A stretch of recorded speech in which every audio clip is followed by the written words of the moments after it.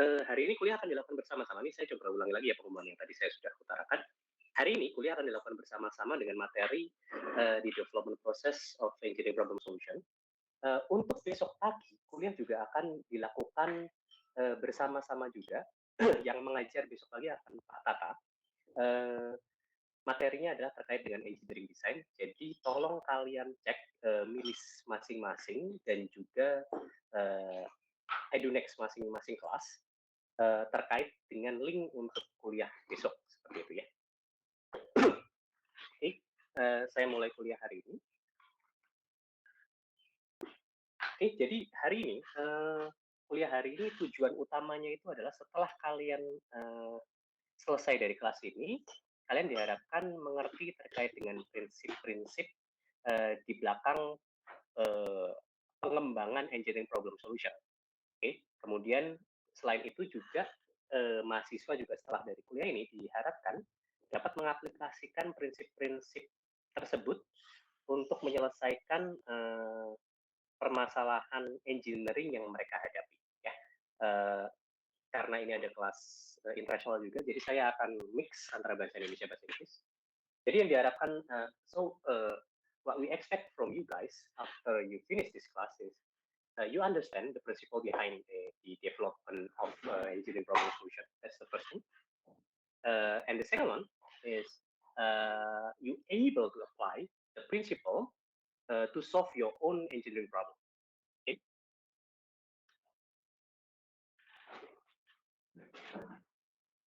Now let's talk about what is engineering problem. But before that, we supposed to talk about what is problem. Okay. Apa itu masalah? Ya. Masalah itu adalah sesuatu yang harus kita selesaikan. Okay, it's something that we have to solve. But there is a specific type of problem, which is engineering problem, which is related to problems which is related to things that we learn up until now, which is engineering. Okay, jadi ada permasalahan-permasalahan spesifik yang berkaitan erat dengan engineering. Kita sebut itu sebagai engineering problem. Oke, yang akan kita bicarakan solusinya itu lebih ke arah engineering problem ini. Jadi yang akan kita diskusikan secara lebih detail terkait dengan penyelesaian masalahnya adalah engineering problem. So the things that we will discuss in detail about how to find the solution is more to the engineering problem instead of the normal problem. Okay? Yep.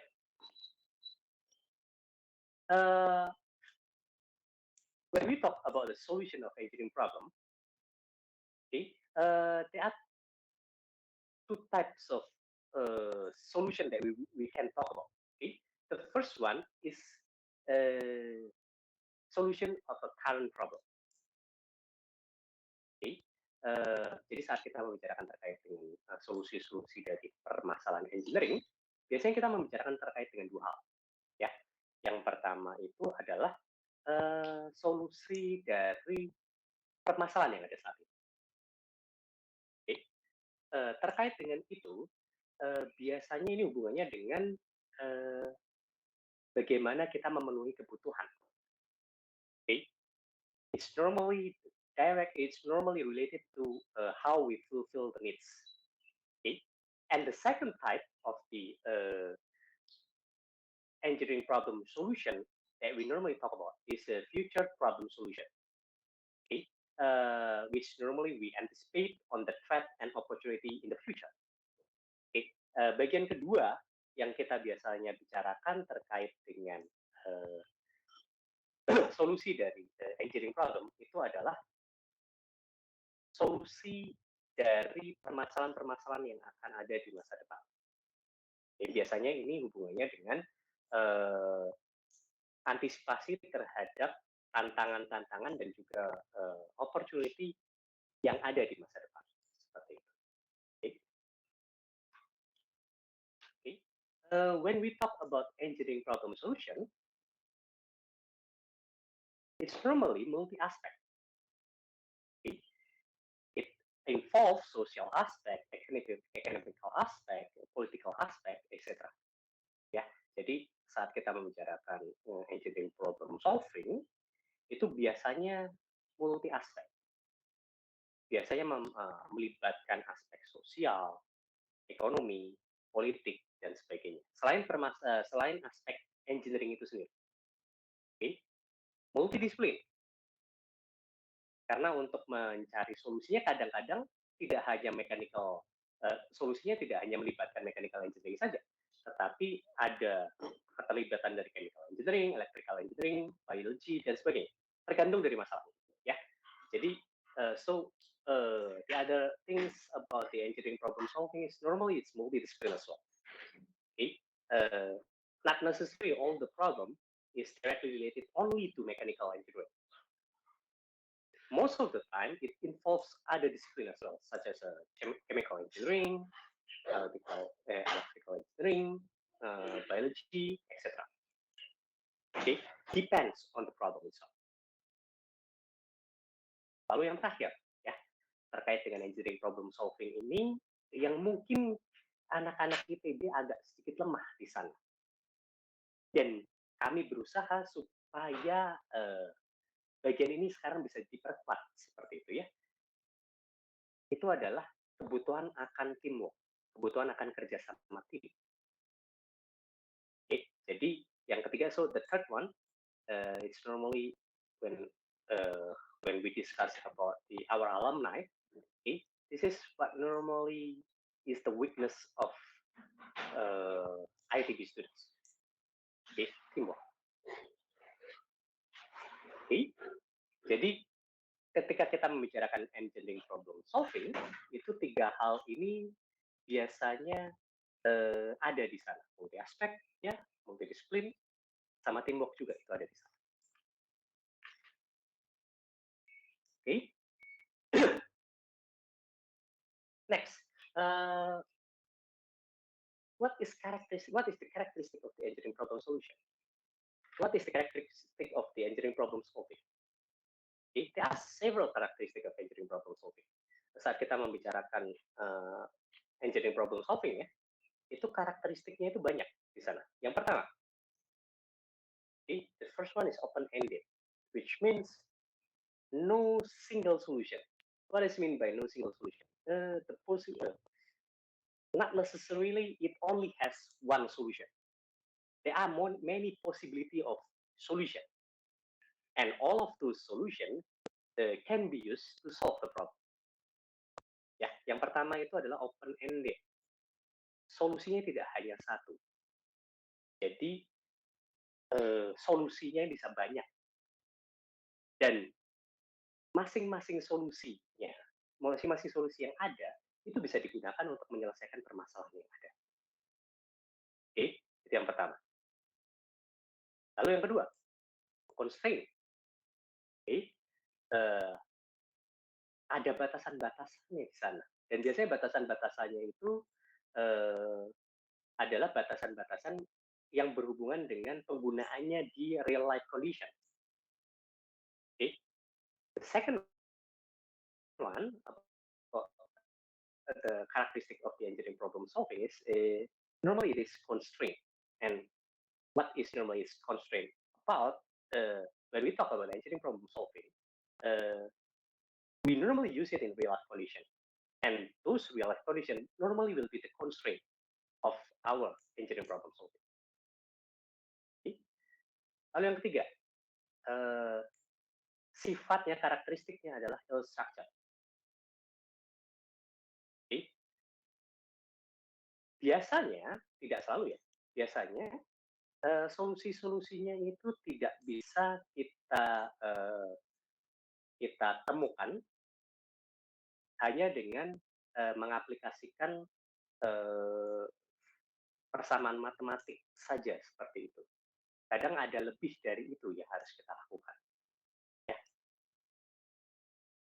Lalu yang keempat, itu basicnya adalah logika kita, science, matematika.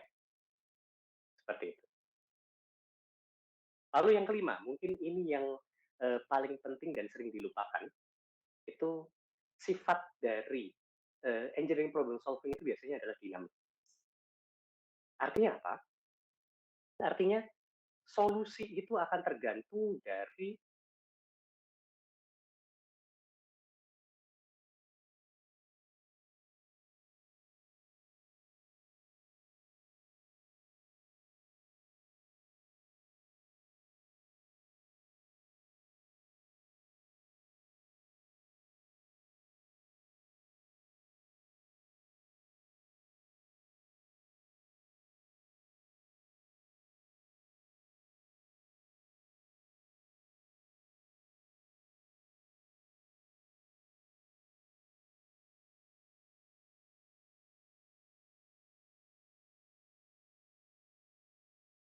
and the technology that we have at that particular time. Okay? So the solution of one engineering problem in 1950s, for example, and in 2000, for example, most likely is different. Why it's different? Because the knowledge between those two time frame is completely different. The technology is completely different as well. Seperti itu. Oke, saya coba lanjutkan ya. Saat kita membicarakan engineering problem solving, approach-nya itu biasanya kita lakukan secara sistematik. Oke, kemudian biasanya juga solusi, ya, solusi dan juga constraint fulfillment-nya, pemenuhan dari solusi, pemenuhan dari tujuan dan juga constraint-nya itu biasanya bisa diukur. Oke, itu adalah approach terkait dengan engineering problem solving ya. Biasanya kita lakukannya secara sistematik. Kemudian saat sudah setelah kita lakukan, oke, pemenuhan terhadap tujuan, pemenuhan terhadap constraint-constraint yang ada itu bisa diukur seperti itu. Lalu selanjutnya ini yang penting karena ini adalah bagian di mana kita akan konsentrasi di sana ya. Itu terkait dengan step-step untuk penyelesaian permasalahan engineering, step-step dalam engineering problem solving. Oke, ini bisa dilihat di sini, step-stepnya apa saja. Jelas yang pertama adalah konsep development, lalu yang kedua adalah solution implementation, yang ketiga kemudian baru dievaluasi dan dilakukan perbaikan dari hasil implementasi solusi yang sudah dilakukan. Seperti itu. Oke, this is the things that is very important and we will discuss in detail today, which is the steps in engineering problem solving. When we talk about engineering problem solving, the step will involve concept development. Okay? After that, we will apply the concept, we will implement the concept. Okay, that's the second step. The last step is, after we implement that, we have to evaluate.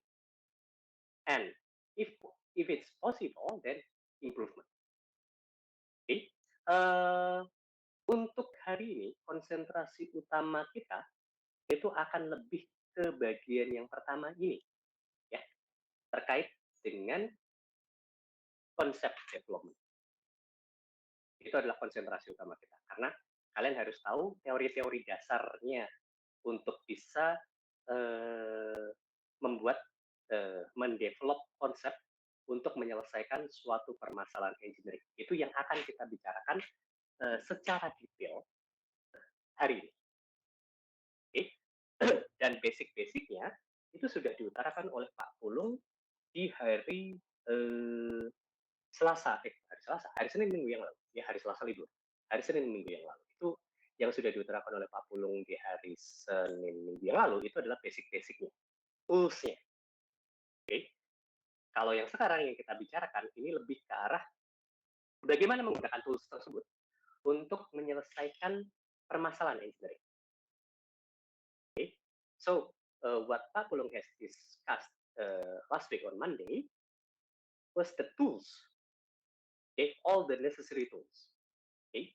And for today, we will concentrate on using that tools to solve the engineering problem. Okay, how to use that tools to solve the engineering problem. Jadi seperti itu ya, step-stepnya. Mungkin bisa dilihat di sini saat kita membicarakan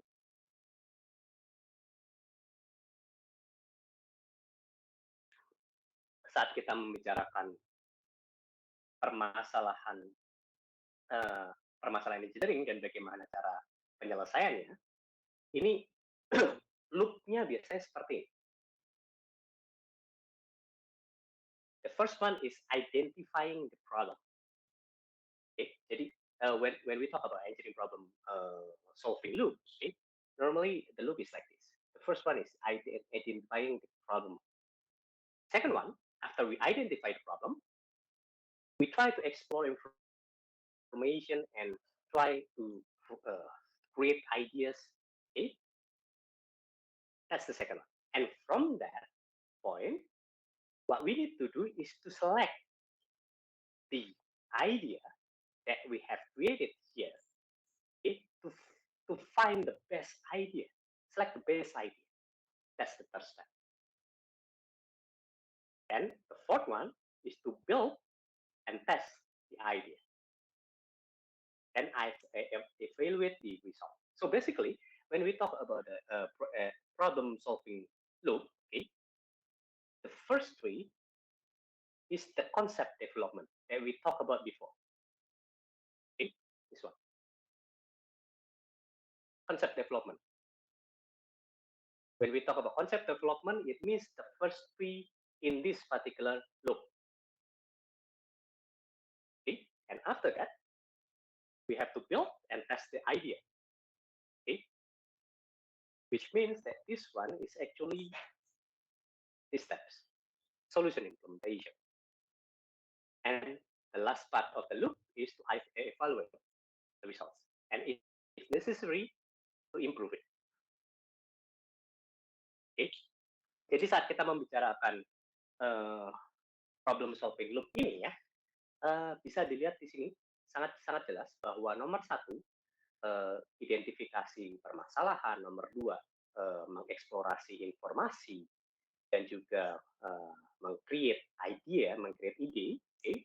Lalu yang ketiga, memilih ide terbaik, 1, 2, 3, ya, 1, 2, 3, ini masuk ke dalam konsep development, masuk ke dalam bagian konsep development.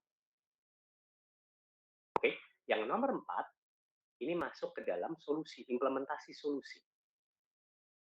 Dan yang terakhir, itu masuk ke dalam evaluasi, dan jika dibutuhkan di sana, kita bisa menambahkan improvement juga.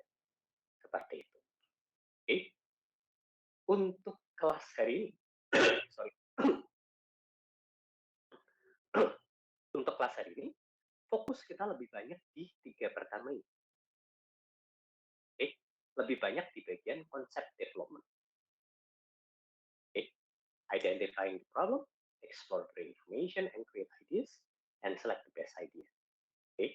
So for today, we will concentrate more on the first 3 here. Okay. Which is the concept development. We will concentrate more on this part.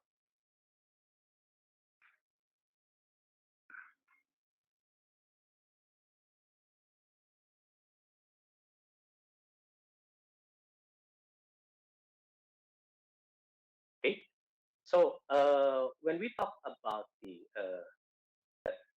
concept development, okay, normally we will start with the formulate the problem as we talked about before, then developing the alternative solution, and then choosing the alternative solution. Okay, and after that we have to put it together, okay, in one document like that. Okay, when we talk about formulating the problem, normally we will use critical thinking here. Okay, the next step is more to creative thinking. When we try to develop the alternative solution.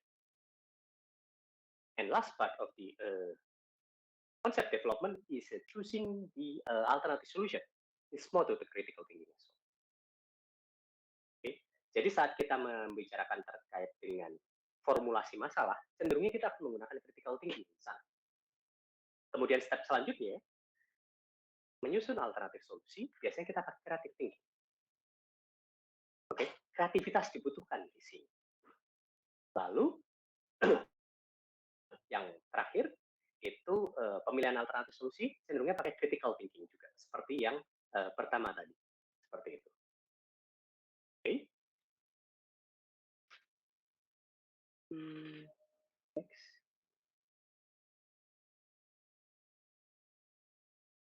Okay.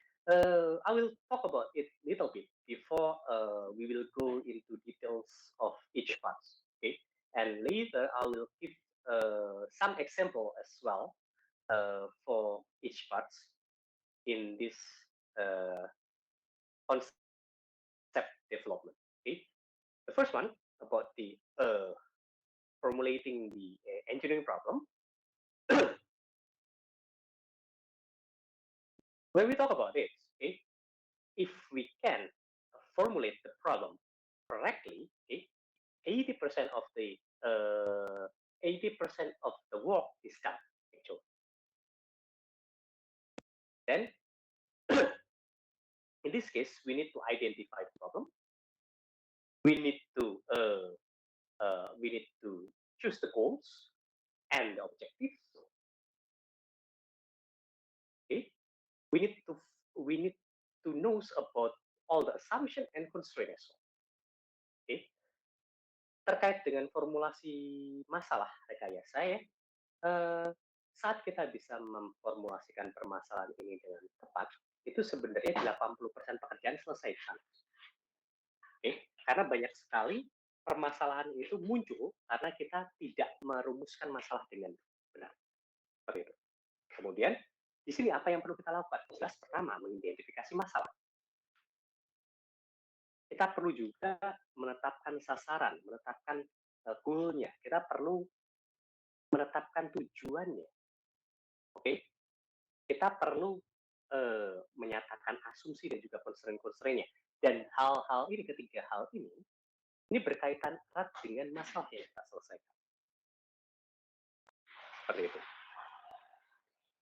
Terkait dengan ini, detailnya nanti saya akan berikan saat saya membahas masing-masing bagian secara detail satu persatu. Oke. Next, when we talk about the creating the alternative solution, developing the alternative solution, okay, there are several things that we have to do here. First, we have to compile all the necessary data. Okay, and then we have to develop the alternative solution and its consequences. Ya, terkait dengan bagian kedua ya, menyusun alternatif solusi. Ada beberapa hal yang harus kita lakukan di situ. Yang pertama jelas kita harus mengumpulkan data. Oke, kita harus mengumpulkan data. Yang kedua, kita harus merumuskan solusi alternatif di sana. Dan mencari tahu juga di masing-masing solusi alternatif itu konsekuensinya bagaimana. Seperti itu. Lalu, yang terakhir, terkait dengan alternatif pemilihan alternatif solusi ya, kalau kita sudah menyusun alternatif solusi, jelas setelah itu kita harus memilih alternatif solusi terbaik. Oke. Nah, tetapi bagaimana kita menentukan suatu alternatif solusi itu merupakan yang terbaik dari antara yang lain? Oke. Kita harus tahu kriteria pemilihan alternatifnya seperti apa. Oke, jadi kriteria ini yang bagian penting di sini ya. Kriteria pemilihan alternatif solusi. Itu jadi bagian yang paling penting di sini. Kemudian setelah kita menentukan kriteria, baru kita melakukan evaluasi solusi-solusi yang ada, ya, opsi-opsi solusi yang ada, berdasarkan kriteria yang kita sudah buat. Seperti itu. Dari situ akan muncul satu kriteria terbaik. Ya, for the third part here about choosing the best alternative solution, the first thing that you're supposed to do is to find out the criteria on how we choose the best alternative solution. Then after we developing the criteria, we can evaluate all the alternative solutions based on that criteria. And at the end, the results will be the best alternative solution. Lalu bagian terakhir itu adalah dokumentasi ya. Kita perlu mencatat hasil yang sudah kita dapatkan dari 3 step sebelumnya seperti itu. Okay? And the last part is the documentation. We need to take notes. We need to communicate the results that we got from the first 3 steps.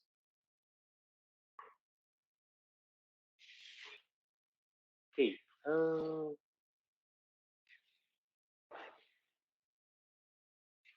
Now let's talk about each part in detail.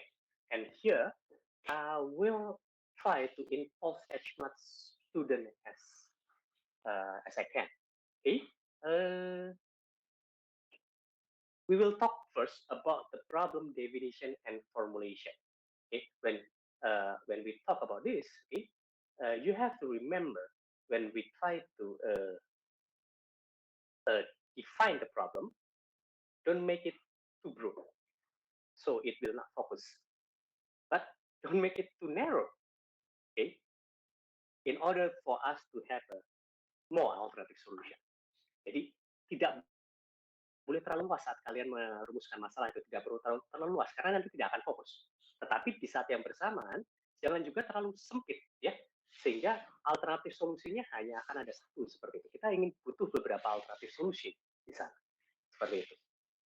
Oke, lalu saat kita memodelkan masalah, kita harus menyederhanakan masalah yang ada, tetapi tetap harus menjaga aspek pokoknya, oke, yang berkaitan dengan permasalahan yang kita ingin selesaikan. Lalu kelompokkan hal-hal yang berkaitan erat, oke, dan jika perlu kita ilustrasikan dalam bentuk bagan. Ya, terkait dengan pemodelan masalah ini, terkait dengan problem definition dan juga formulasi ini ya, itu ada beberapa hal yang sudah dijelaskan oleh Pak Pulung di minggu yang lalu yang kita bisa gunakan. Oke? Karena kita ingin tahu akar permasalahannya bagaimana ya. Misalkan ada suatu permasalahan yang ingin kita selesaikan, kita ingin tahu akar permasalahannya di mana. Oke? Oleh karena itu, kita bisa menggunakan salah satu metode yang sudah dijelaskan oleh Pak Pulung minggu yang lalu untuk melakukan hal ini. Mungkin saya coba langsung tanyakan ke salah satu mahasiswa ya. Karena saya cuma punya list dari kelas 39, saya coba akan panggil ya dari kelas 39. Brigita Gladys Jerelik. Namanya menarik ya. Halo Brigita. Iya Pak. Kamu bisa nyalakan kamera? Bisa Pak. Udah nyala belum Pak? Sebentar. Kelihatannya jadi kuning ya? Iya Pak. Bentar.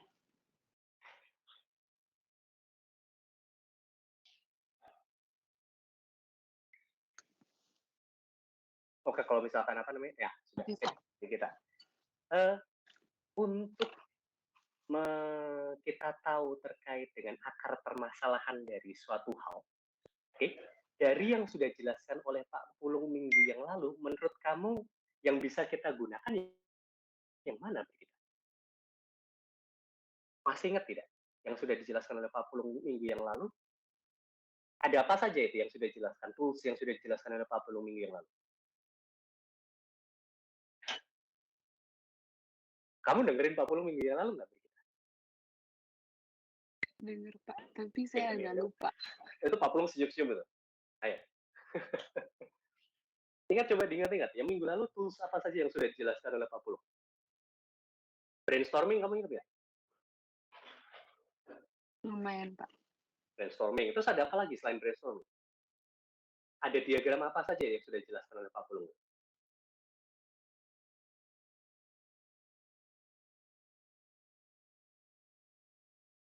Ini sambil ngeliat materi nih kelihatannya di kita. Ah, kelihatan Y diagram ya Pak? YY diagram. Oke, selain YY diagram ada apa lagi? Yang kebalikannya YY diagram itu apa? How ya? How diagram. Iya, Lalu ada apa how lagi? diagram sama affinity diagram Affinity. juga ya Pak. Affinity diagram itu biasanya digunakan bersamaan dengan brainstorming kan ya? Seperti itu. Nah, pertanyaan saya, dari yang sudah tools-tools yang sudah dijelaskan oleh Pak Pulung sebelumnya, yang kita bisa gunakan untuk mendapatkan akar permasalahan dari suatu hal, itu yang mana menurut kamu? YY, how, atau yang mana? YY ya Pak. YY diagram. Oke. Itu kalau misalkan memang tujuannya adalah menyelesaikan permasalahan yang sudah ada seperti itu ya. Jadi kadang-kadang kita bisa menggunakan YY diagram untuk mendapatkan akar permasalahan. Seperti itu. Oke. Oke, ya walaupun sambil nyontek-nyontek sedikit masih lulus lah ya. Oke. Bener kan ya kamu sambil nyontek-nyontek sedikit kan? Kelihatan Iya, maksudnya kamu sambil ngeliatin layar mas. Iya, Oke. sambil ngeliat PPT minggu lalu Pak. Sip. Kayak gitu. Oke. Nah, terima kasih Brigita. Nah, itu terkait dengan apabila kita ingin menyelesaikan, kita yang mencari solusi dari permasalahan yang ada seperti itu. Tapi kadang-kadang engineering problem solving itu juga digunakan untuk mendesain sesuatu, ya, untuk mendesain sesuatu untuk menyelesaikan permasalahan yang ada saat itu, ya. Jadi kadang-kadang kita bisa melakukan dengan cara seperti ini, ya. Oke. Kadang-kadang juga untuk masalah desain yang berkaitan dengan desain, dalam hubungannya dengan desain, saat kita mendefinisikan permasalahan, saat kita mendefinisikan permasalahan dan memformulasikan permasalahan untuk mendesain sesuatu, ya urut-urutannya biasanya seperti itu. Oke, urut-urutannya biasanya seperti itu. Oke, just now we talk about this.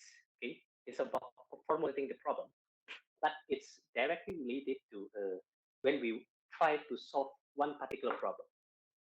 Okay, how can we find a solution of a problem?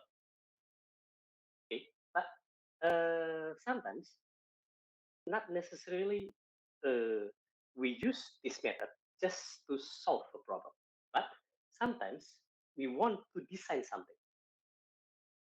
Okay, when it's related to designing something, okay, this is the steps that normally we take in order to formulate the problem, in order to define the problem. Okay, kita mulai dari needs analysis, kemudian definisikan permasalahannya, problem definition, lalu kita formulasikan permasalahan. Urutannya seperti ini. Ada bagian utama di sini, yaitu need analysis. Oke, dalam need analysis ini kita harus tahu, kita harus menganalisis kebutuhan-kebutuhan ya saat kita ingin mendesain sesuatu. Oke, itu bisa dilakukan dengan beberapa hal, literatur review, oke, bisa melakukan survei, bisa melakukan interview, oke, bisa juga melakukan market study. Karena yang kita butuhkan di sini adalah analisis kebutuhan. Hasil keluarannya adalah spesifikasi, list spesifikasinya yang dibutuhkan. Oke, itu adalah bagian pertama. Okay. The first part, need analysis, normally it will involve literature review. Okay. Sometimes you need to do interview as well. Sometimes you need to do a survey as well, or even market study. Because what we did here is to analyze the needs. Okay, to analyze the needs. And the end results from this part is list of specification. Okay, perlu diingat ya, ini adalah urut-urutan problem definition dan formulation saat kita ingin mendesain sesuatu. Oke. Lalu setelah kita mendapatkan list spesifikasi listnya itu, apa yang harus kita lakukan? Oke, dapat data-datanya ya. Jadi di sini dari kita analisis kita dapat data-datanya. Oke, kita dapat data-datanya berdasarkan literatur review, berdasarkan interview, survei, berdasarkan market study. Oke. Selanjutnya yang kita lakukan itu adalah menginterpretasikannya dan juga membuat summary terkait dengan spesifikasi, objectives, constraint, dan juga kriteria. Okay? Jadi, so after you do all of this, which means that you find out all the necessary data that you need, then the next thing is you have to interpret and summarize it into specification, objectives, constraint, and criteria. Okay? Ini adalah bagian kedua. Ya. Setelah itu kita formulasikan permasalahannya dalam satu paragraf yang merepresentasikan hal-hal tersebut di atas. Oke. Nah, supaya kalian tidak bingung, kita langsung ke contoh kasusnya. Oke. So, in order for you to not confused about this, okay, we try to implement this directly to formulate the problem, to define the problem from one particular case that we talk about here. Okay. You are asked to design a device for securing a cup of coffee near the driver's seat of an automobile.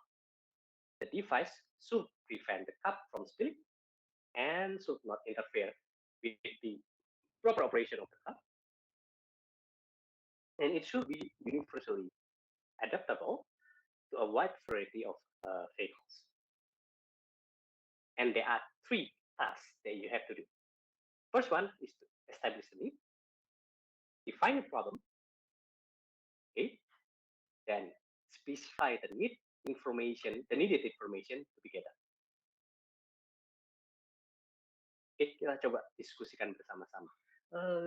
Saya coba tunjuk ya. Kalau sekarang saya tidak langsung dari list mahasiswa saya, tetapi dari yang ada di sini. Arafi Iswara.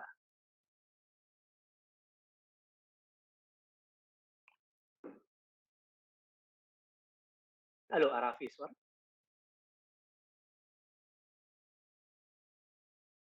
Ini supaya yang konsentrasi nggak yang kelas.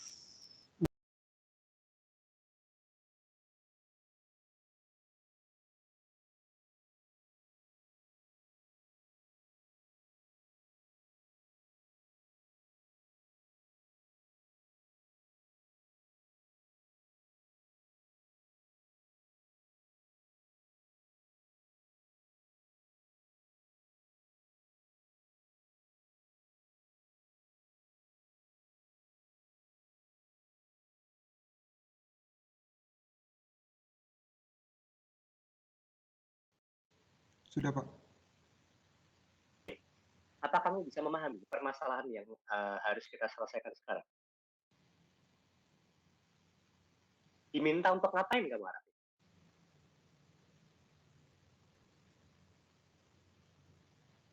Halo, Arafi. Halo, Pak. Ini udah muncul kan harusnya? Sudah, Pak. Diminta untuk ngapain ya? Ngapain ya, Pak? Ini dari permasalahan ini kelihatan ya, Arafi? Kelihatan, Pak.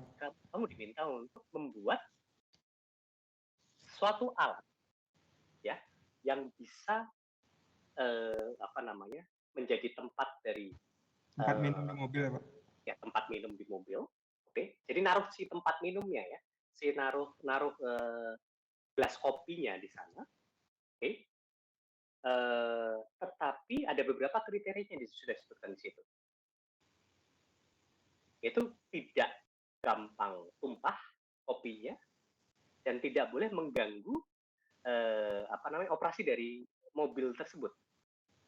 plus bisa digunakan di beberapa jenis mobil yang berbeda. Dipahami kan? Itu Iya, Pak. permasalahannya di situ.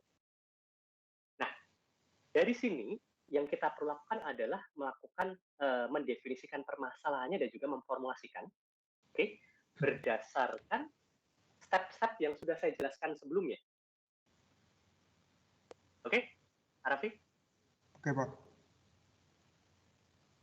Oke, nah ini ada beberapa task yang ada di sana, beberapa hal yang harus dilakukan ya. Yang pertama itu adalah establish need, lalu define the problem. Kemudian yang terakhir, ini mungkin yang bagian informasi yang pentingnya adalah, karena ini baru mendefinisikan permasalahan ya, menspesifikasikan informasi apa saja, kenapa kok keluar terus ya?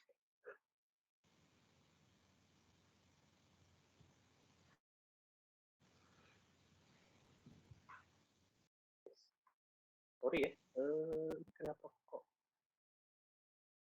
bermasalah terus di sini? Sudah bisa dilihat lagi belum? Arafi? Bisa ya? Oh, bentar, Pak. Ini belum muncul. Oh, udah, Pak. Ya, sudah ya. Jadi ini adalah 3 hal yang harus kamu lakukan. Oke, menggunakan step-step yang saya sudah jelaskan sebelumnya. Kita lakukan bersama-sama biar kamu nggak bingung ya, Arafi ya. Kalau misalkan nanti kamu bingung, mungkin kamu coba tunjuk teman kamu untuk bantu kamu. Oke, Arafi? Iya, Pak. Sip. Kita lakukan yang pertama.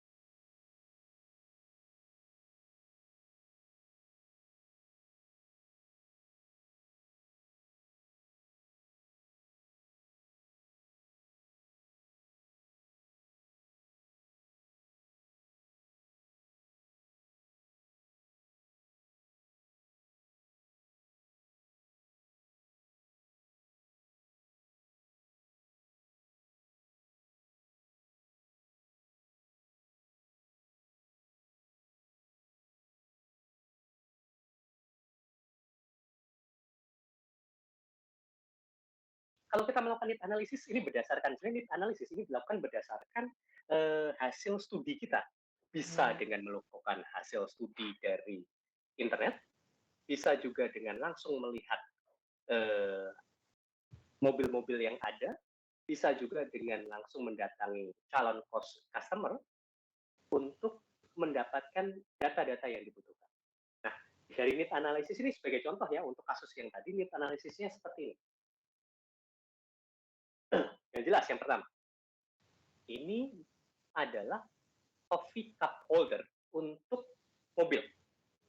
Posisinya adalah dekat dengan driver seat. Oke, itu yang pertama. Oke. Akibat tadi yang kita bicarakan kedua tadi, the device should prevent the cup from spilling. Ya, tidak boleh tumpah-tumpah gitu ya, Raffi ya. Iya, Pak. Oke. Ini makanya dituliskan di sini, locking system to prevent the cup from spilling. Oke, lalu di sini juga ada tidak boleh mengganggu operasi dari mobilnya itu sendiri. Ini semuanya dituliskan. Jadi kayak dari data-data yang ada itu dituliskan dalam bentuk kebutuhannya apa saja dalam bentuk poin-poin seperti itu. Okay? Does not interfere with the proper operation of the car. Kemudian berdasarkan data yang tadi kita butuhkan juga sudah ada tertulis jelas ya di situ, universally adaptable to wide variety of vehicles. Tuliskan juga di sini. Okay. adaptable to wide variety of vehicles. Oke. Nah, kemudian ini baru berdasarkan definisi permasalahan awalnya. Nah, kemudian kalau kita menganalisis lebih lanjut lagi dari hasil pencarian kita di internet, kemudian dari survei pasar kita seperti itu, kita bisa mendapatkan needs yang lainnya. Seperti itu. Dipahami ya, Raffi? Iya, Pak. Jadi di sini tidak hanya needs yang ada di sini, tidak hanya berdasarkan hal-hal yang diungkapkan dari permasalahan awal. Oke, kita bisa menambahkan kebutuhan-kebutuhannya berdasarkan dari hasil pencarian kita, berdasarkan hasil dari informasi-informasi yang kita dapatkan dari internet, kemudian dari studi literatur, dari survei pasar, dan sebagainya. Ya, ini beberapa tambahan di situ. Detachable, easy to use. Okay. Durable material for various temperature. Okay. Gampang digunakan, detachable, materialnya durable untuk temperatur yang bervariasi seperti itu. Kemudian no need to modify the car interior. Ini adalah kebutuhan-kebutuhan dari customer biasanya. Lalu berdasarkan analisis itu, yang kemungkinan masih akan terjual adalah kalau harganya di bawah 50.000 seperti itu. Kemudian bisa menghandle ukuran gelas kopi yang bervariasi seperti itu. Nah, ini adalah needs analysis. Jadi hasil dari needs analysis seperti ini. Ini berdasarkan analisis kita terhadap permasalahan awal dan juga berdasarkan studi literatur kita, berdasarkan studi kita terhadap pasar, berdasarkan literatur review kita seperti itu. Dipahami ya, Raffi? Paham, Pak. Jadi itu adalah hal pertama yang harus dilakukan saat kita memiliki permasalahan untuk mendesain sesuatu. Oke, cari informasi terkait dengan permasalahan tersebut. Oke, kemudian needs-nya apa saja kita coba list semuanya. Nah, setelah itu kita buat, primary objektifnya apa dari semua needs analysis yang ada di sini. Mana yang sebaiknya menjadi primary objective, mana yang sebaiknya jadi secondary objective. Oke? Karena kalau misalkan kita hanya melihat ini semuanya dianggap sebagai, kita anggap dari needs analysis ini semuanya adalah primary objective, objektif paling objektif paling utamanya, nanti alatnya bisa jadi akan mahal sekali. Ya, bisa menghandle semuanya, tetapi jadi alatnya jadi mahal sekali, jadi tidak masuk ke sini. Oke, kita perlu pilih di antara yang ada di sini, kebutuhan-kebutuhan yang ada di sini, mana yang perlu sekali untuk dipenuhi, ya, yang menjadi kebutuhan utama itu masuk ke primary objective. Lalu kebutuhan-kebutuhan lainnya yang kalau misalkan dipenuhi, oke, tetapi kalau tidak dipenuhi, ya sudah seperti itu.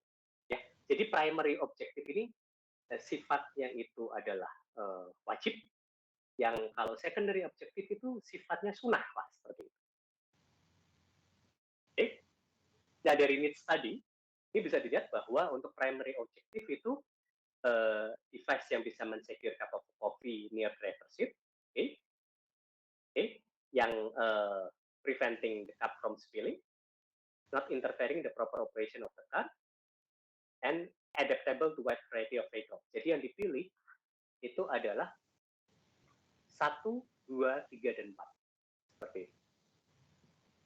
Itu yang dipilih sebagai primary objective. Nah, mungkin nanti ada yang bertanya, Pak, kalau misalkan kita sudah membuat needs analysis kayak gini, lalu kita menentukan primary objective-nya bagaimana? Itu caranya bagaimana?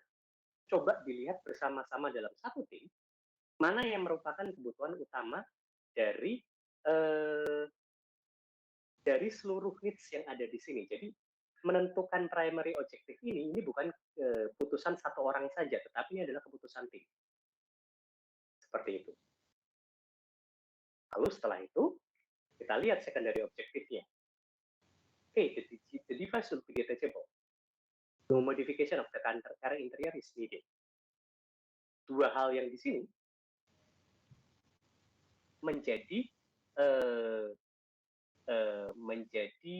ini ya, no need of modify the car, and satunya lagi adalah detachable.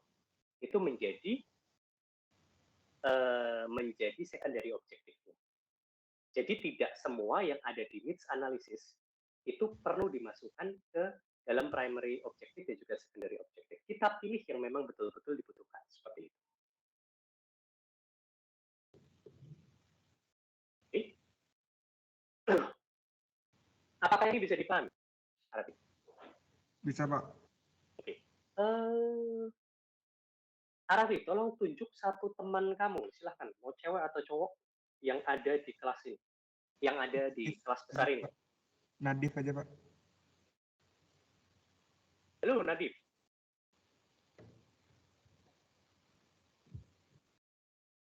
Halo, Nadif. Ya, Pak. Oke, Nadif. Apakah dipahami, Nadif, terkait dengan urut-urutan yang kita sudah diskusikan barusan? Saya paham needs-nya sih. Dan kalau primary objectives dan secondary saya sudah paham. Sudah ya, berarti ya? Oke. Nah, sekarang kamu, supaya ini tidak terlalu garing gitu ya, saya ngomong sendiri. Setelah tadi Arafi, sekarang ini gantian kamu ya, yang membantu saya. Nah, Ya, Pak. setelah primary dan juga secondary objective ini, hal lainnya yang kita perlu tentukan itu adalah constraint. Dan ini juga berdasarkan dari diskusi satu grup dan juga berdasarkan dari data-data yang kita sudah dapatkan. Oke? Selain primary objective dan secondary objective, untuk membuat suatu benda, untuk membuat suatu konsep desain, kita perlu constraint. Oke? Constraint itu adalah yang nanti akan membatasi desain kita. Oke? Selain itu juga kita perlu kriteria. Oke? Yang nanti akan membatasi desain kita. Nah, ini berdasarkan primary objective, kemudian secondary objective kita sudah punya, lalu constraint-nya. Oke? Ada beberapa hal yang harus dipenuhi oleh alat tersebut yang menjadikan yang menjadi batasan masalah dari alat tersebut ya. Yang pertama scaling free, kemudian does not interfere with the driver. Lalu ukurannya, jadi didefinisikan di sini ini berdasarkan hasil studinya. Ini sebagai contoh ya. Kemudian weight not exceed 0.5 kg, cost less than 50.000 rupiah, 2 years lifetime. Constraint ini juga berdasarkan dari hasil studi kita. Seperti itu. Kemudian ada kriteria. Kriterianya apa? Simple, easy to install and dispatch, durable, strong attachment to the car, high adaptability to car types, and high adaptability to car sizes. Seperti itu. Jadi saat kita mendefinisikan permasalahan, yang pertama kali kita lakukan adalah needs analysis, semuanya di list di sana berdasarkan hasil studi kita.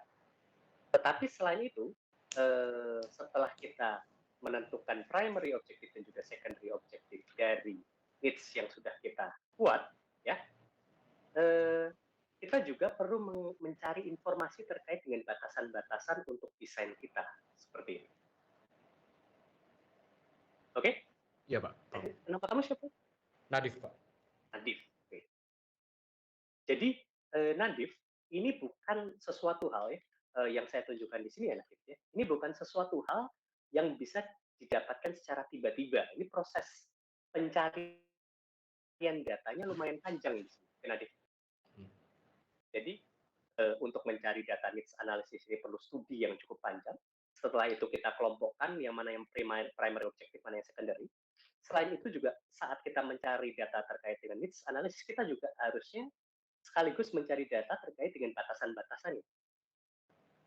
Nah, batasan-batasan ini berdasarkan itu dari mana? Itu kita bisa melihat dari kondisi mobilnya itu yang biasanya ada itu seperti apa. ukuran yang biasanya tidak mengganggu si driver itu kira-kira ukurannya berapa? Beratnya kira-kira berapa? Seperti itu. Lalu berdasarkan hasil studi pasar kita, harga yang mungkin masih masuk seperti apa? Umurnya kira-kira berapa lama untuk bisa tetap menjual? Oke, lalu kriteria-kriteria tambahan lainnya seperti apa? Itu ya Nadif ya? Ya. Bapak izin bertanya. Hmm? Apakah 2 years lifetime itu sebuah constraint atau sebuah tujuan ya Pak? Ini lebih ke arah constraint sebenarnya. Supaya Karena tujuan produknya bisa tetap terus dijual begitu Pak? Bukan seperti itu sih ya. Kalau misalkan 2 years lifetime itu kita masukkan sebagai primary primary objektif, itu kan sebenarnya kalau kita membicarakan dengan primary objektif itu kan lebih ke arah pemenuhan kebutuhannya ya. Oke, kalau primary objektif itu kebutuhan utamanya, dan ini bukan termasuk dari kebutuhan utamanya, tetapi ini akan menjadi batasannya yang kalau misalkan itu tidak terpenuhi, itu kemungkinan keterjualannya akan lebih rendah, makanya itu jadi constraint masuknya. Ya. Paham. Oke, seperti itu. Nah kemudian setelah itu step selanjutnya itu adalah kita coba compile itu semua menjadi satu definisi yang mendefinisikan semua hal yang harus dipenuhi oleh si alat tersebut. Ya, simple device. Design a simple device for securing a cup of coffee near the driver's seat of an automobile that prevents the cup from spilling. Okay. The device should not interfere with the proper operation of the driver and should be adaptable to a variety of vehicles and coffee cup sizes. Okay. The device should be easy to install and detach, and no interior modification of the cup should be needed. Maximum size and weight of the device to dimension di sana. Kemudian, it should also be durable, offering minimum 2 years of lifetime and cost less than 50,000 rupiah. Jadi hal-hal utamanya itu disebutkan semua di sini. Walaupun sebenarnya kita tidak perlu menuliskan ini dalam satu paragraf full gini, dalam bentuk poin-poin juga tidak ada masalah. Oke, tetapi semua terkait dengan hal-hal yang harus dipenuhi oleh alat tersebut itu di-list semua di sini. Seperti itu. Hal-hal yang harus dipenuhi itu bisa muncul dari primary objektif, secondary objektif, dan juga constraint-constraint serta kriterianya seperti itu. Yeah. Oke, jadi intinya nanti kita sudah tidak peduli lagi terkait dengan itu constraint atau bukan, tetapi itu termasuk hal-hal yang harus dipenuhi. Bayangin. Jadi tujuan utamanya yang akhirnya itu seperti ini. Oke, Nadif? Iya, paham. Terima kasih banyak, Nadif. Jadi itu adalah terkait dengan problem definition dan juga formulation. Nadif, tolong tunjuk teman kamu satu lagi, silakan. Tapi saya minta yang ini cewek. Cewek. Ini karena saya kalau full screen kayak gini, saya nggak bisa ngeliat list mahasiswanya. Ya, sebentar. Ya, saya jadi gak enak Pak nunjukin teman. Kenapa nggak enak menunjuk satu orang doang? Saya nggak minta kamu pacaran sama cewek itu. Ya Pak, saya nunjuk Kania Pak. Kania, oke, halo Kania.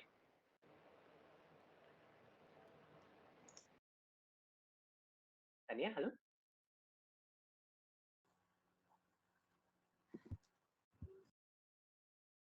Halo Kania. Halo Pak. Oke Kania, suara saya apakah bisa didengar jelas? Bisa Pak. Oke Kania, kamu apakah sudah paham terkait dengan yang bagian pertama ini, problem definition dan juga formulation itu? Kenapa? Apakah sudah paham terkait ini? Sudah Pak. Oke. Inti utamanya itu adalah kita mendefinisikan semua permasalahan dan juga mempromosikan permasalahannya dalam satu list kriteria seperti itu yang harus dipenuhi oleh alat yang kita ingin desain. Nah, caranya bagaimana? Jelas di belakangnya itu ada hal-hal yang harus dilakukan dan juga lebih banyak ke arah studi literatur dan juga studi pasar seperti itu ya, untuk bisa mendapatkan primary objektif, secondary objektif, constraint dan juga kriteria ya, kemudian kita list menjadi semua kriteria yang harus dipenuhi dari alat tersebut. Kebayang ya, Kania ya? Iya, Pak. Nah sekarang Kania, dari sini ini adalah permasalahan-permasalahan, dari sini adalah kriteria-kriteria yang harus dipenuhi oleh si penahan cup of coffee tadi ya. Nah, selain ini juga kita juga harus, karena ini kan belum selesai ya pencarian informasinya, kita harus mencari informasi tambahan terkait dengan informasi apa lagi yang perlu kita dapatkan untuk bisa mendesain lebih proper terkait dengan alat ini. Oke? Nah, ini ada beberapa informasi yang kita perlu dapatkan juga, dan ini kita perlu list juga ya, Tania ya, untuk bisa mendesain si penahan cup of coffee tadi. Oke? Kita perlu tahu informasi terkait dengan coffee cup itu, ya, gelas kopi itu, ukuran rata-ratanya seberapa besar? Oke, ukurannya, kemudian beratnya. Ini istri saya sambil ngeliat-liat tuh, gelas kopinya ukurannya berapa ya? Oke, kemudian material dari cup of coffee itu biasanya terbuat dari apa? Itu data-data yang kita perlu cari lagi ya. Oke, kemudian general car interior dan juga layout itu seperti apa? Karena kita ingin membuat suatu penahan cup of coffee yang general untuk mobil-mobil yang ada. Oke, kemudian temperatur di dalam mobil itu maksimum minimumnya seperti apa? Supaya kita bisa menentukan material yang cocok untuk si penahan cup of coffee itu. Lalu supaya kita bisa mendapatkan desain alternatif dari yang sudah ada ya, untuk kita bisa perbaiki atau kita jadikan referensi, available relevant holder design yang sudah ada di market itu seperti apa? Ini adalah informasi tambahan yang kita perlu cari di luar informasi-informasi yang kita sudah miliki untuk membuat needs analisis dan juga untuk mendefinisikan permasalahan yang sudah ada tadi. Kebayang ya, Kania? Iya, Pak. Oke, jadi intinya adalah untuk kita bisa mencari alternatif solusi, karena ini urutannya dari setelah problem definition dan juga formulation adalah kita mencari alternatif solusi.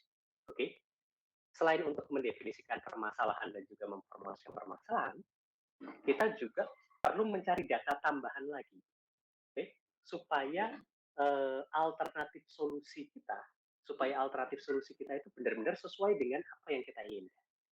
Seperti itu. Bayang ya kan ini? Iya, Pak. Jadi ini yang biasanya kita lakukan untuk mendesain sesuatu. Seperti itu. Oke. Terima kasih banyak kan ya. Oke kan ya, saya ingin kamu tunjuk satu teman kamu lagi nih biar banyak yang terlibat dari. Cewek apa cowok? Terserah kamu. Oh. Adika aja, Pak. Adika, silakan aja.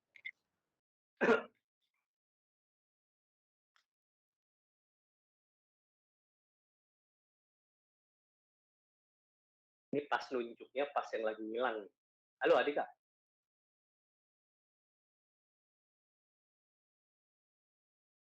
Bener kan hilang kan? Halo Adika. Halo Pak. Oh kira hilang. Kamu dari mana Adika? Kok lama banget merespon saya Adika? Ya Pak, tadi aku udah mencet unmute tapi lama ininya laptopnya Pak. Oke, sip. Sampai sini paham nggak Adika? Ya lumayan Pak. Oke, jadi step pertama saat kita ingin membuat konsep desain itu adalah mendefinisikan permasalahan dan juga memformulasikan permasalahan. Oke, di sini lebih banyak ke arah apa tadi kayak tadi pencarian data ya Dika. Iya Pak, betul Pak. Pencarian data, kemudian membuat list kebutuhan-kebutuhannya, kemudian mengkompil mana saja yang penting dan mana saja yang tidak, kemudian semua yang penting, kebutuhan-kebutuhan yang penting itu dibuat jadi satu list seperti itu yang harus dipenuhi oleh alat tersebut seperti itu. Nah, selain itu yang kita perlu lakukan di sini itu juga membuat list terkait dengan informasi tambahan yang dibutuhkan. Kebayang ya Dika? Karena ini saja tidak cukup ya Dika. Iya betul Pak. Oke, kita perlu informasi tambahan untuk bisa mendesain dengan proper alternatif opsi desain untuk solusi kita ini seperti itu. Nah, informasi tambahannya seperti apa? Ya seperti ini. Ini sebagai contoh ya untuk kasus ini seperti ini. Oke, ini biasanya berhubungan dengan detail-detail yang ada pada kendaraan, yang ada pada cup of coffee seperti itu. Kalau permasalahan desainnya terkait dengan desain yang lain seperti itu ya, detail-detail terkait dengan alat yang kita ingin buat itu seperti itu. Oke, nah tadi Kak, tadi kalau kamu mendengarkan kuliah saya nggak tadi? Dengarkan Pak. Nah, setelah problem definition dan juga formulation itu step keduanya untuk pembuatan konsep desain itu apa ya Adika? Setelah apa tadi Pak? Setelah step ini, problem definition dan formulation, step kedua dalam pembuatan konsep desain itu apa ya Adika? Ini kan step pertama ya, problem definition and formulation. Step keduanya apa ya? Cari informasi bukan Pak? Cari informasi. Cari informasi itu masuk ke semua step itu. Oh, Kan iya. dong? Masih ingat nggak tadi untuk pembuatan konsep desain itu kan ada 3 step ya. Step pertama problem definition and formulation. Step kedua apa? Step ketiga apa, Dika? Sayangnya slide-nya belum dibagi ini ya. Jadi kamu nggak bisa nyontek nih ya, Dika. Ini bukan Pak, proses berpikir gitu Pak. Proses berpikir. Creative thinking. Ya creative thinking ya itu yang step kedua butuh creative thinking. Tetapi apa yang akan kita lakukan di step kedua itu? Apa, Dika? Solusi alternative solutions Pak. Betul. Cari alternatif solusi ya. Kita mencari alternatif solusi. Di situ kita membutuhkan creative thinking. Betul sekali. Oke. Step kedua, tadi yang step pertama, itu adalah mendefinisikan permasalahan dan mempromosikan permasalahan. Oke. Step pertama terdiri dari beberapa step-step kecil yang sudah saya jelaskan. Nah, kemudian dalam konsep pengembangan konsep desain itu step keduanya adalah mendevelop alternatif solusi alternatifnya. Oke, Adika ya? Oke Pak, Nah, di siap. sini alternatif solusinya bisa cukup satu aja atau sebaiknya banyak ya, Adika? Banyak Pak. Banyak. Sebaiknya banyak supaya kita bisa pilih solusi mana yang paling baik. Nah, dalam pemilihan, dalam mendevelop alternatif solusi ini, kita butuh, seperti yang tadi Adika bilang, kamu jangan kemana-mana dulu ya Adika ya. Siap. Karena kamu jawabnya lama, saya ngerjainnya agak lama juga ya. Oke Pak, nggak apa-apa. Oke, kita butuh yang namanya creative thinking. Oke, kita butuh, karena kita butuh mencari ide di sini. Kita butuh semakin banyak ide untuk mendapatkan solusi-solusi alternatif yang mungkin untuk kasus kita. Oke, ini creative thinking ini sudah dibahas oleh Pak Pulung di kuliah sebelumnya. Jadi, beberapa sifat di situ, lack of conventionality, integration and flexibility. Yang jelas di sini itu adalah karakteristik utamanya adalah judgement-nya disuspend terlebih dahulu. Oke, jadi saat kita menentukan alternatif solusi, biasanya kita coba suspend judgement terlebih dahulu. Karena judgement itu harusnya di bagian terakhir nanti, di pemilihan alternatif. Oke, nah, kalau menurut kamu Adika, untuk mendevelop alternatif solusi ini metode apa yang sudah dijelaskan oleh Pak Pulung minggu yang lalu yang sebaiknya kita gunakan Adika? Metode apa? Alternative solution Pak. Nah, ini untuk mencari untuk mendevelop alternatif solusi ini, dari metode-metode, dari tools-tools yang sudah dijelaskan oleh Pak Pulu minggu yang lalu, tools mana yang sebaiknya kita gunakan, Adika? How diagram bukan, Pak? How. Selain how bisa. Atau brainstorming gitu, Pak? Brainstorming juga bisa. Nah, untuk mengelompokkan ide di brainstorming biasanya pakai apa? Halo, Adika? Halo, Pak. Bentar, Pak. Untuk mengelompokkan ide di brainstorming biasanya kita pakai apa? Affinity diagram, kan? Affinity diagram. Sekali. Jadi itu yang biasanya kita gunakan untuk mendevelop alternatif solusi, ya.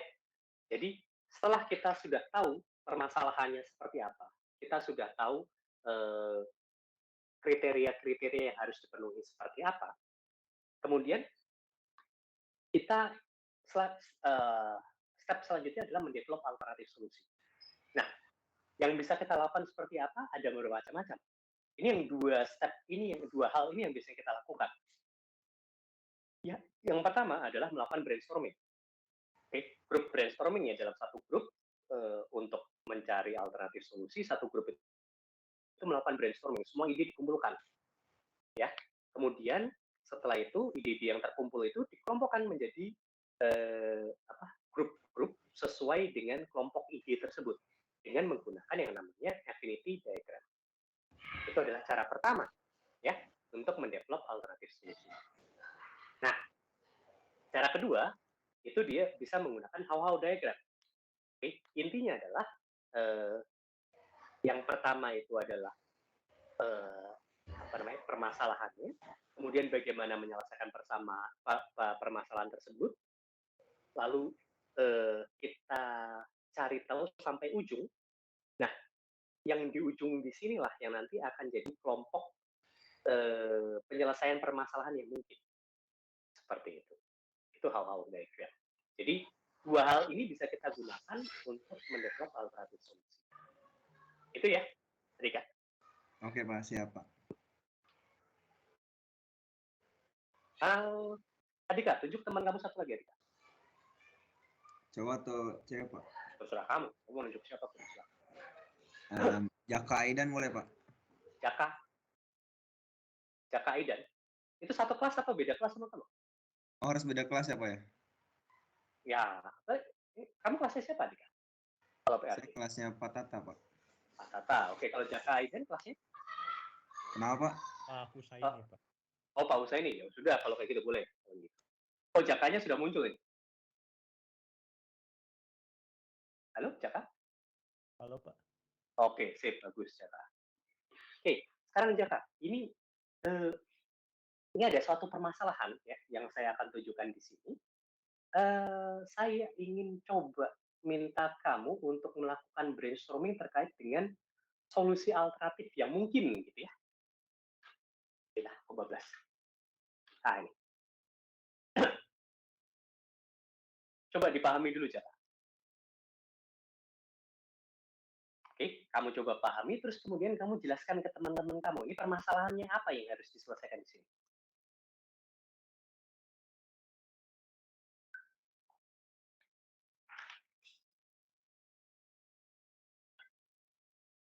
Itu jadinya permasalahannya kan truknya ketinggian 1 inci daripada terowongannya. Jadi jelas-jelas dia gak cukup masuk ke terowongannya. Terus solusinya menurut saya ya lewat jalan yang lain. Jangan solusi dulu. Berarti permasalahan seperti itu ya.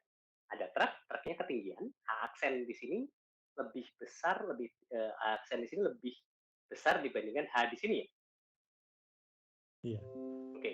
Kalau dipaksa langsung masuk, apa yang akan terjadi? Ya,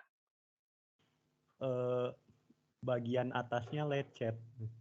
Atau enggak truknya 1 inci itu lumayan loh. 1 inci itu 2,5 senti ya kira-kira ya. Itu nggak cuma lecet itu, jebol mungkin ya. Ya bisa keseret itu bagian atas truknya. Nggak cukup. Oke, Jaka. Terus solusi menurut kamu gimana, Jaka? Menurut saya ya lewat jalan yang lain saja, jangan lewat jalan yang lain. Nah, itu dengan kondisi kalau misalkan ada jalan alternatif ya, Jaka. Oke, Iya. asumsi awal yang saya inginkan dari kasus ini adalah tidak ada jalan alternatif.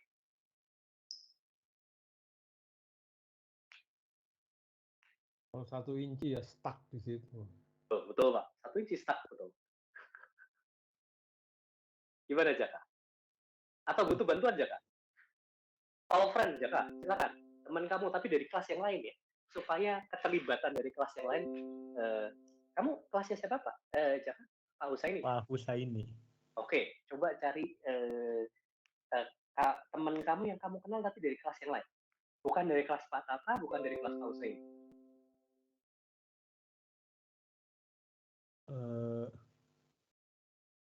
Ilman Mutakin. Ilman, halo Ilman.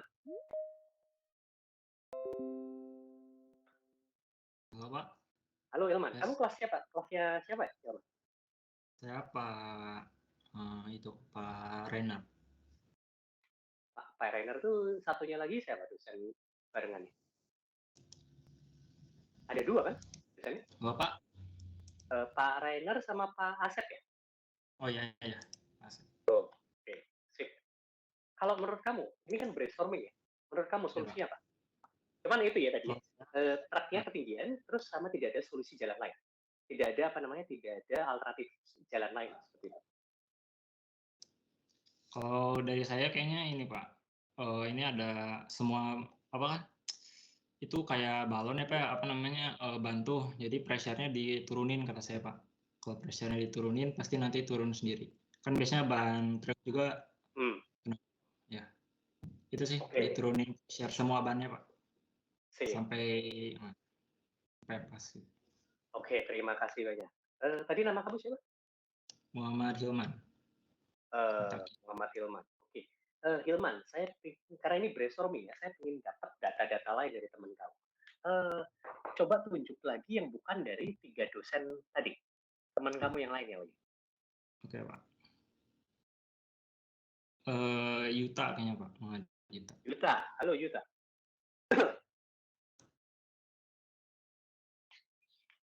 Semakin banyak yang terlibat, semakin bagus. Halo Yuta.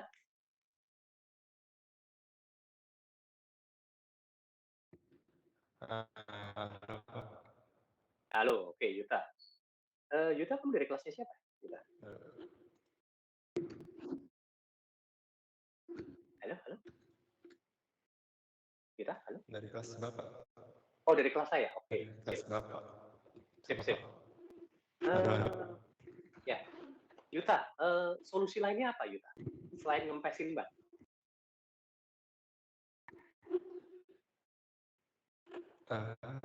Jalannya diturunin Pak. Jalannya diturunin. Boleh, nggak apa-apa.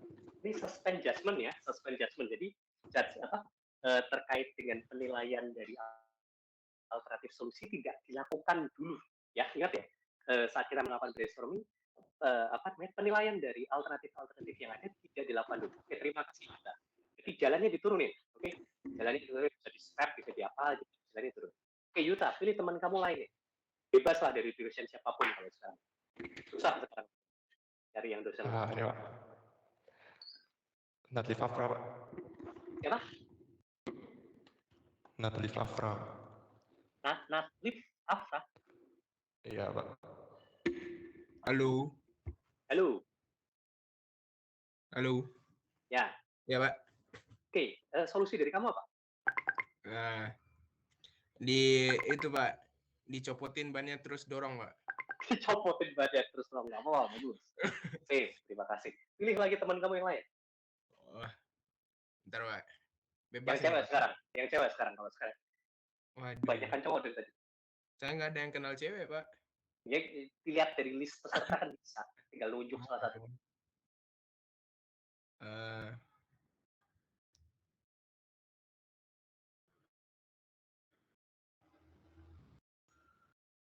Nggak pakai lama. Cowok aja gimana Pak? Astagfirullah, nyari. Tinggal nunjuk doang kok. Saya nggak minta kamu pacaran sama dia, cuma nunjuk. Oh iya. Panda kata teman saya Pak. Panda. Oke. Halo Panda.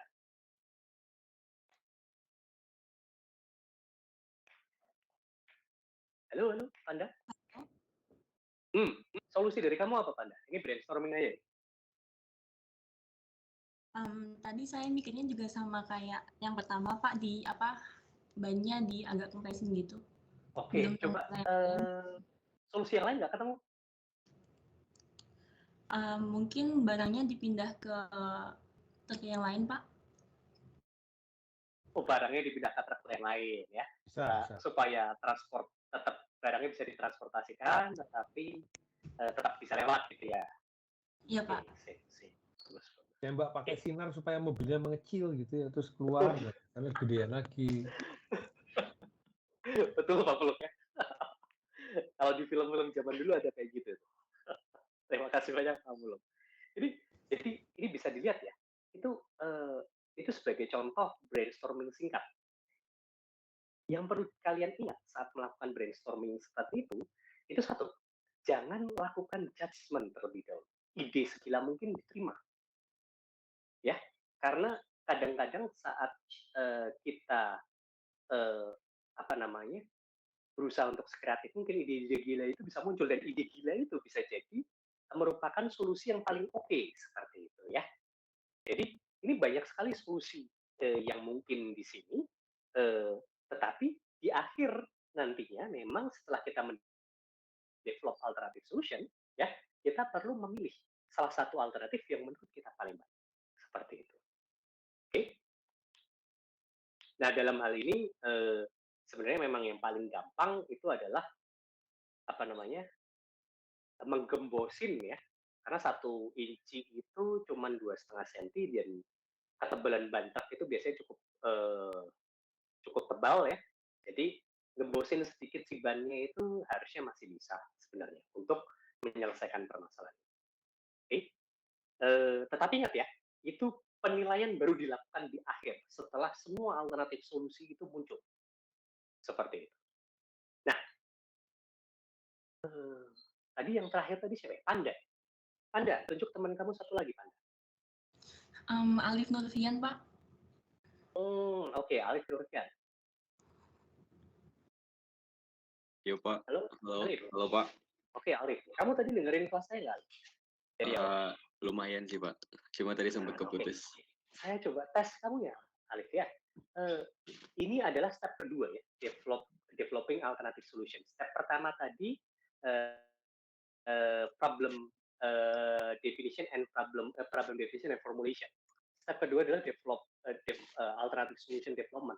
Step ketiganya, step terakhirnya itu dalam pembuatan konsep solusi itu apa, Alif? Memilih alternatif solusi kayaknya, Pak. Yang tadi udah kita pikirin. Memilih alternatif solusi yang menurut kita paling baik. Oke? Iya. Sip, terima kasih banyak. Ya. Oke, Pak. Terkait dengan pemilihan alternatif solusi, ini di sini kita membutuhkan yang namanya critical thinking. Karena kita coba menilai itu dari sisi fisiknya bagaimana, sisi matematiknya bagaimana, dari sisi engineeringnya bagaimana. Oke? Logis atau tidaknya. Ya. Jadi kita butuh critical thinking di sana. Nah, terkait dengan choosing alternatif ini, pemilihan alternatif solusi, itu ada 2 metode yang biasanya bisa kita gunakan. Yang pertama, itu adalah absolute comparison method. Ini karena waktunya sudah singkat, tinggal sedikit lagi ya, saya mungkin gunakan bahasa Indonesia ya. Yang pertama adalah absolute comparison method. Oke. Di sini, itu konsep-konsep desain yang ada itu dibandingkan secara langsung terhadap set requirement yang kita sudah buat sebelumnya. Oke, yang hubungannya dengan visibility dari desain tersebut, technology readiness-nya, customer demands, dan lain-lain. Jadi intinya adalah dalam absolute comparison method ini langsung dibandingkan, jadi alternatif solusi atau konsep desain yang ada itu dibandingkan langsung dengan set requirement. Apakah dia masuk atau tidak? Perbandingannya langsung dengan set requirement. Oke, itu yang pertama. Absolute comparison method. Nah, cara kedua itu adalah yang biasanya lebih sering untuk digunakan, Itu relative comparison method. Nah, untuk relative comparison method ini, perbandingannya dilakukan satu sama lain. Jadi kalau kita memiliki beberapa alternatif solusi, ya, alternatif solusi 1, 2, 3, 4, itu dibandingkan satu sama lain. Oke, pemenuhan terhadap requirement yang ada, itu kita lihat, tetapi kita bandingkan satu sama lain. Kita bandingkan antara alternatif solusi 1, alternatif solusi 2, 3, dan 4, dan seterusnya, terhadap requirement yang ada, itu kita bandingkan pemenuhannya bagaimana. Seperti itu. Ya. Ini mungkin langsung contoh saja, karena ini waktunya memang sudah hampir habis. Ya. Ini contoh untuk absolute comparison method. Ya. Ini kasus ini, can this hybrid bicycle use an electric motor which has capacity of 1 kilowatt? Oke, jadi ini ingin dilihat apakah sepeda hybrid ini bisa kita install motor dengan kapasitas 1 kilowatt atau tidak. Oke, ini langsung dengan requirement-nya. Kita bandingkannya dengan requirement-nya langsung. Ya, dalam hal ini jawabannya tidak. Oke, kenapa? Karena motornya akan terlalu powerful untuk sepedanya. Oke, motornya akan terlalu powerful untuk sepedanya. Sepedanya bisa jadi nanti gearingnya rusak seperti itu. Dan juga selain itu motornya juga akan terlalu berat seperti itu. Ya, ini sebenarnya 1 kilowatt itu mungkin agak kurang pas, misalkan 10 kilowatt seperti itu ya. Motornya akan terlalu powerful. Oke, motornya akan terlalu powerful, dia juga akan terlalu berat seperti itu. Oke, ini contoh dari absolute comparison method. Kita bandingkannya dengan requirement dari requirement yang ada seperti itu. Dalam hal ini dibandingkannya dengan kekuatan dari si gear-gearnya dan kekuatan dari si sprocketnya seperti itu. Kekuatan dari sprocketnya, kekuatan dari rantainya seperti itu. Oke, absolute comparison method ini biasanya kalau misalkan kita melakukan proses desain lebih jarang untuk digunakan dibandingkan dengan yang relative comparison method, karena biasanya kita akan memiliki beberapa alternatif solusi. Jadi akan lebih mudah kalau kita bisa membandingkan satu alternatif solusi dengan alternatif solusi yang lain. Nah, itu kita tidak bisa dilakukan dengan absolute comparison method. Nah, ini masuk ke yang kedua, relative comparison method, di mana kita bisa membandingkan beberapa alternatif solusi terhadap kriteria-kriteria yang ada. Nah, caranya pun bermacam-macam relative comparison method ini. Oke, biasanya ada 2 cara yang umum untuk dilakukan, ya, untuk relative comparison method itu.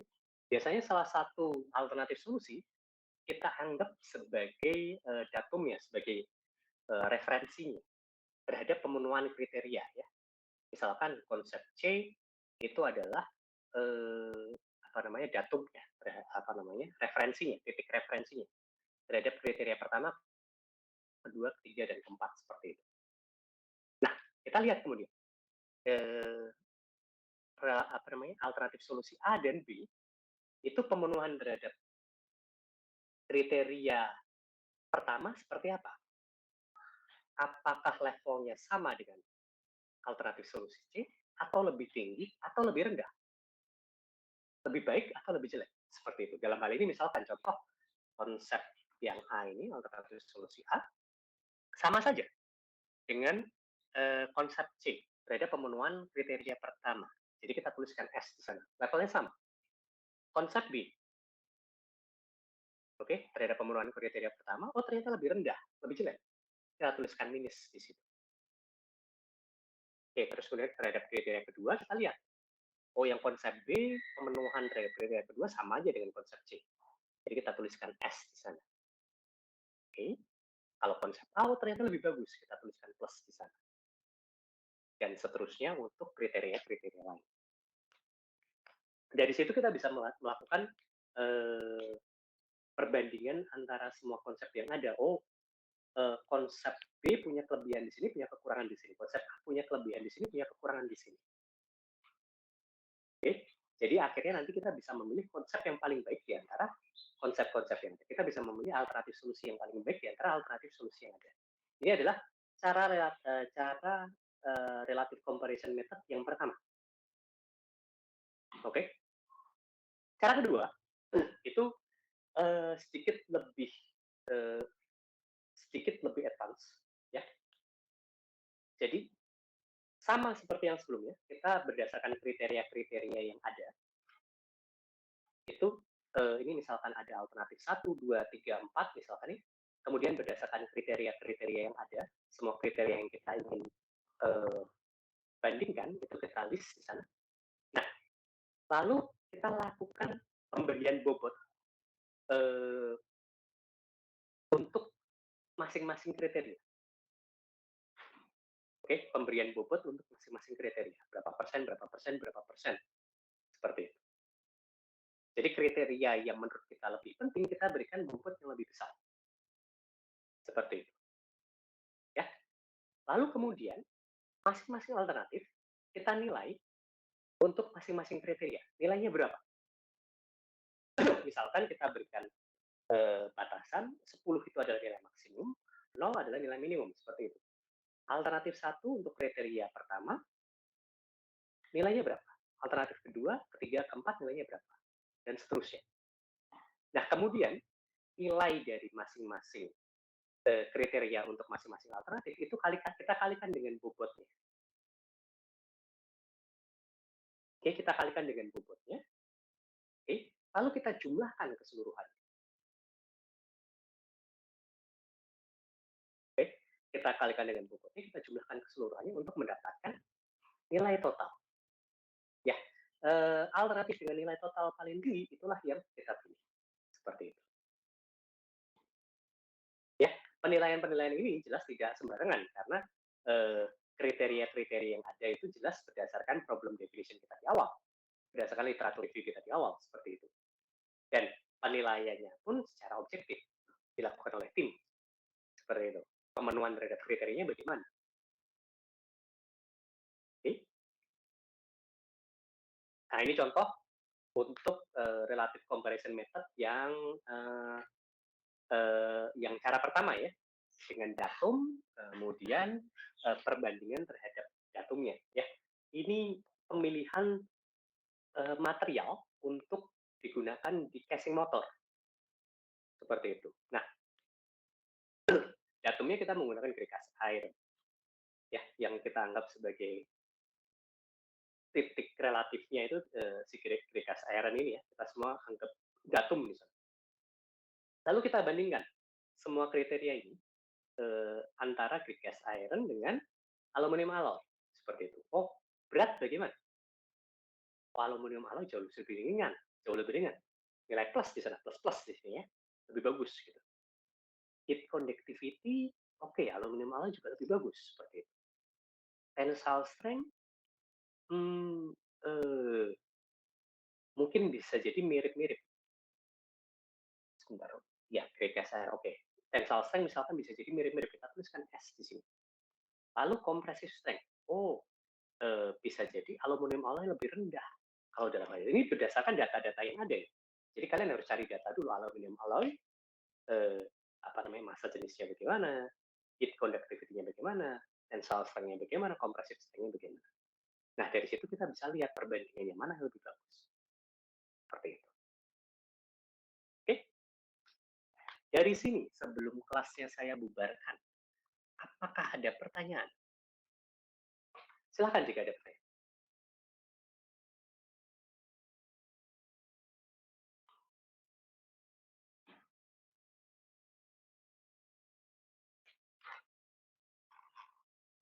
Ini kelihatannya harus saya tunjuk ya ini, buat nanya juga.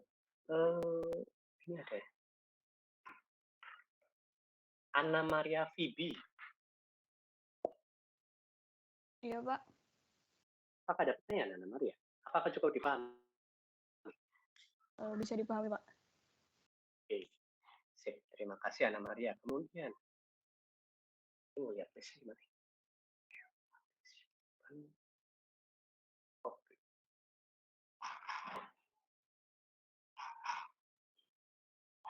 Oh, ini ada Zaka, Ai, dan Ahmad. Iya, Pak. Zaka ya tadi? Iya. Oh, kenapa namanya jadi Zaka di sini saya? Atau memang panggilan kamu jadi Zaka ya? Zaka. Nama aslinya Jaka, Pak. Yang Jaka itu panggilan. Oke, oke. Sip-sip. Karena kamu tadi sudah, saya ganti yang lain. Zulfikar Saifullah.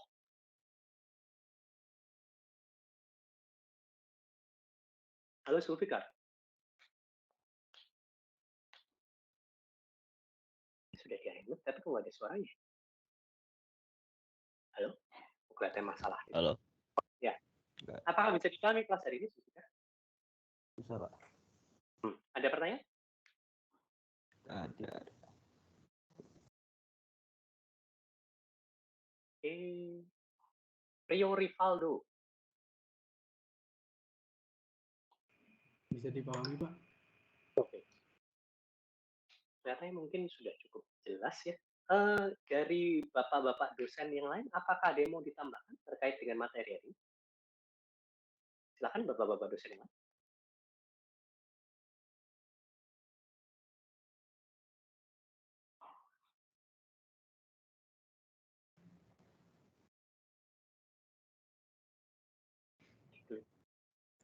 Kelihatannya tidak ada. Oke, kalau misalkan tidak ada, mungkin